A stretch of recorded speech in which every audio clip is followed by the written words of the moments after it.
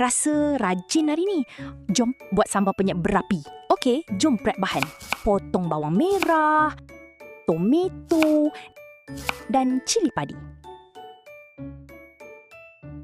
Next, goreng lada besar dengan cili padi. Dah layu sikit, dah boleh angkat. Letak tepi dulu.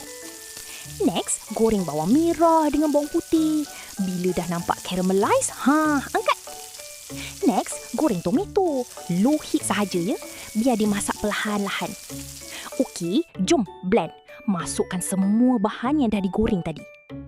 Wish, aroma dia. Satu rumah boleh bau.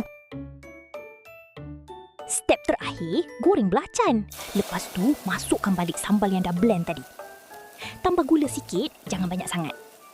Dah siap. Wish, makan dengan ayam popcorn atau telur dengan nasi panas-panas.